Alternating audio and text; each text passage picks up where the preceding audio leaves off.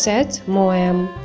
He is considered to be among the most popular writers of the 20th century because his works are characterized by ironic humor, surprising ending, and shrewd understanding of human nature.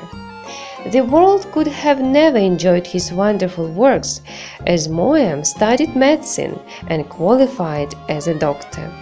He wrote about his experience in his first novel, and its success encouraged him to abandon medicine and devote his life to literature. Today we will read one of his famous short stories, The Luncheon. Somerset Maugham, The Luncheon.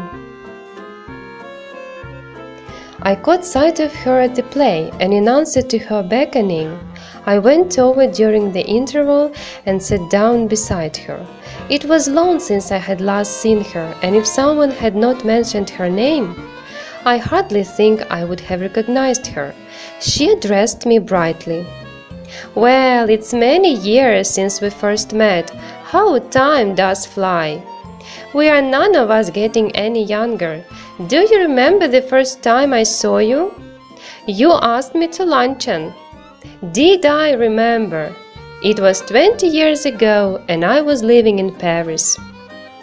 I had a tiny apartment in the Latin Quarter overlooking a cemetery, and I was earning barely enough money to keep body and soul together.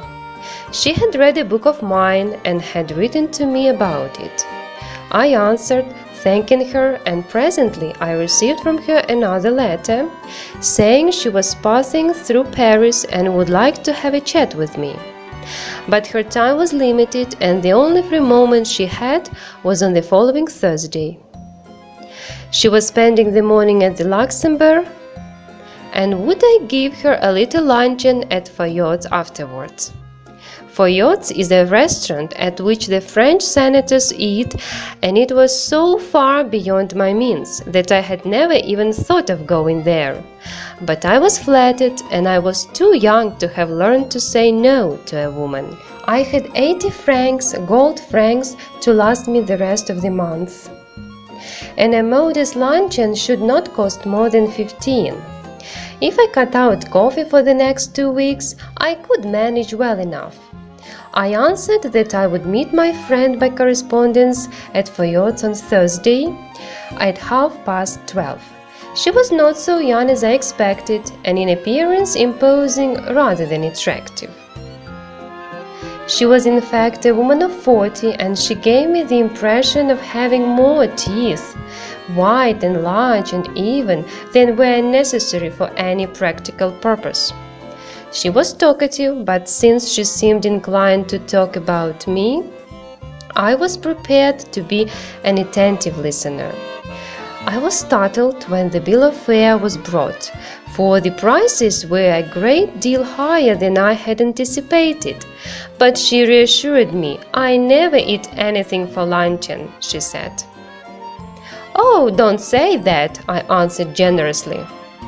"I never eat more than one thing. I think people eat far too much nowadays. A little fish, perhaps. I wonder if they have any salmon."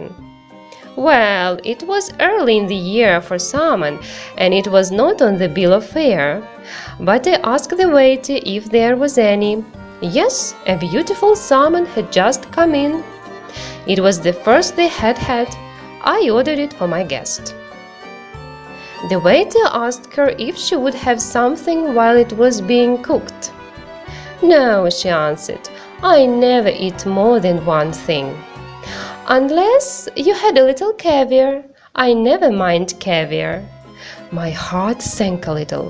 I knew I could not afford caviar, but I could not very well tell her that.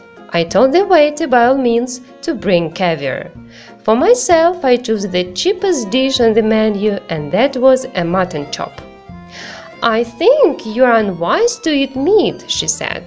"I don't know how you can expect to work after eating heavy things like chops. I don't believe in overloading my stomach." Then came the question of drink. "I never drink anything for luncheon," she said. "Neither do I," I answered promptly. "Except white wine," she proceeded as though I had not spoken. "These French white wines are so light, they are wonderful for the digestion." "What would you like?" I asked, hospitable still. She gave me a bright and friendly flash of her white teeth. "My doctor won't let me drink anything but champagne." I fancy I turned a trifle pale. I ordered half a bottle. I mentioned casually that my doctor had absolutely forbidden me to drink champagne. "What are you going to drink then?" "Water." She ate the caviar and she ate the salmon. She talked gaily of art and literature and music. But I wondered what the bill would come to. When my mutton chop arrived, she took me quite seriously to task. "I see that you are in the habit of eating a heavy luncheon. I'm sure it's a mistake. Why don't you follow my example and just eat one thing? I'm sure you'd feel ever so much better for it." "I'm only going to eat one thing," I said as the waiter came again with the bill of fare. She waved him aside with an airy gesture. No, I never eat anything for luncheon. Just a bite. I never want more than that, and I eat that more as an excuse for conversation than anything else. I couldn't possibly eat anything more. Unless they had some of those giant asparagus. I should be sorry to leave Paris without having some of them. My heart sank. I had seen them in the shops and I knew that they were horribly expensive. My mouth had often watered at the sight of them. "Madam wants to know if you have any of those giant asparagus," I asked the waiter. I tried with all my might to will him to say no. A happy smile spread over his broad, priest-like face, and he assured me that they had some so large, so splendid, so tender, that it was a marvel. "I'm not in the least hungry," my guest sighed. "But if you insist, I don't mind having some asparagus." I ordered them. "Aren't you going to have any?" "No, I never eat asparagus." "I know there are people who don't like them. The fact is, you ruin your palate by all the meat you eat." We waited for the asparagus to be cooked. Panic seized me. It was not a question now how much money I should have left over the rest of the month, but whether I had enough to pay the bill. It would be mortifying to find myself 10 francs short and be obliged to borrow from my guest. I could not bring myself to do that.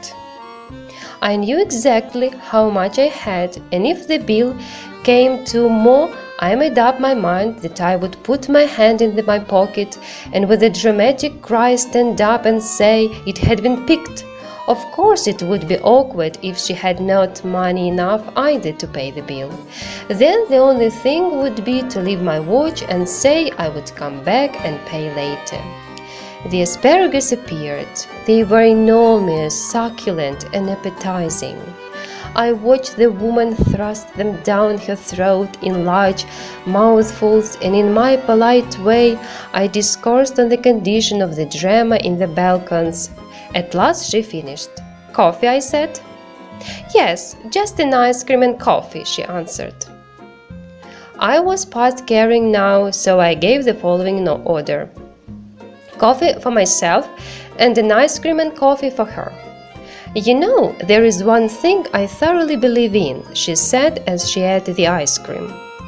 "One should always get up from a meal feeling one could eat a little more." "Are you still hungry?" I asked faintly. "Oh no, I'm not hungry. You see, I don't eat luncheon. I have a cup of coffee in the morning and then dinner, but I never eat more than one thing for luncheon. I was speaking for you." "Oh, I see." Then a terrible thing happened. While we were waiting for the coffee, the head waiter came up to us bearing a large basket full of huge peaches. They had the blush of an innocent girl. They had the rich tone of an Italian landscape. But surely peaches were not in season then. Lord knew what they cost. I knew too, a little later, for my guest, going on with her conversation, absent-mindedly took one. You see, you filled your stomach with a lot of meat, my one miserable little chop, and you can't eat any more, but I've just had a snack and I shall enjoy a peach. The bill came, and when I paid it I found that I had only enough for a quite inadequate tip. Her eyes rested for an instant on the 3 francs I left for the waiter, and I knew that she thought me mean. But when I walked out of the restaurant, I had the whole month before me and not a penny in my pocket. Follow my example, she said as we shook hands, and never eat more than one thing for luncheon. I'll do better than that, I retorted. I'll eat nothing for dinner tonight. Humorist, she cried gaily, jumping into a cab. You quite a humorist. But I have had my revenge at last. I'm not a vindictive man. But when the gods punish someone, it is pardonable to observe the result with complacency. Today she weighs 21 stone. You can find many other short stories and novels by this outstanding writer at Chizhevsky Library. You are welcome.